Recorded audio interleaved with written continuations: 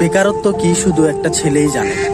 দিন শেষে একটা ছেলে যখন 17 থেকে 18 বছর পড়াশোনা করার পর সে বেকার থেকে যায়, তখন ওই ছেলেটার কষ্ট কিংবা তার যে আর্তনাদ শুধুমাত্র একটা ছেলেই বোঝে। এইটা অন্য কেউ বুঝতে চায় না। আমরা শুধু দেখি যে একটা ছেলে বেকার কেন, সে চাকরি বাকরি করে না কেন, সেভাবে বসে থাকে কেন, এই ধরনের নানান ধরনের কথাবার্তা আপনার আত্মীয় স্বজন, ফ্যামিলি কিংবা পাড়া প্রতিবেশী সবাই আপনাকে বলতে থাকে।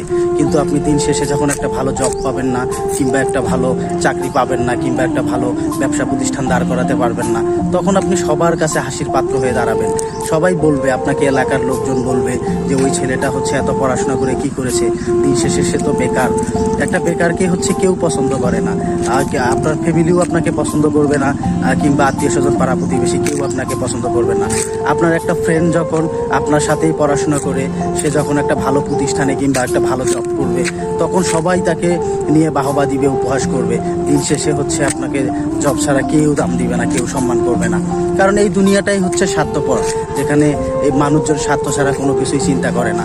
একটা আপনার সাথে দেখবেন যে আপনার একটা ফ্রেন্ড খুবই খারাপ স্টুডেন্ট, যে শুধুমাত্র 10 পাশ করা স্টুডেন্ট যখন আপনার থেকে একটা ভালো জব করবে, তখন তার কাছ থেকেও আপনি উপহাসের পাত্র হয়ে দাঁড়াবেন। তার কাছ থেকেও আপনি বিভিন্ন ধরনের কথা শুনবেন যে তুই এত ভালো পড়াশোনা করে কি করেছিস, আমি তো ভালো স্টুডেন্ট ছিলাম না, কিংবা আমি তো ভালোভাবে পড়াশোনা করিনি, তাও আমি ভালো জব পেয়েছি। এই স্বার্থের এই দুনিয়াতে আপনি যতই ভালো স্টুডেন্ট হন না কেন, আপনার দিন শেষে অনেক টাকা থাকতে হবে। কারণ টাকা ছাড়া আপনি এখন জব পাবেন না, কারণ আপনার মামা খালু নাই, আপনার চাকরি নাই। আপনার চেয়ে খারাপ স্টুডেন্টও দেখবেন একটা ভালো প্রতিষ্ঠানে চাকরি করছে, কিংবা একটা গভর্নমেন্ট সেক্টরে চাকরি করছে, শুধুমাত্র টাকার কারণে। কারণ তার টাকা আছে, সে টাকা দিয়ে চাকরি নিয়েছে। আমাদের এই স্বার্থের দুনিয়ায় কিংবা বাংলাদেশের প্রেক্ষাপটে আসলে এই জিনিসটা খুবই রহরহ দেখা যায়।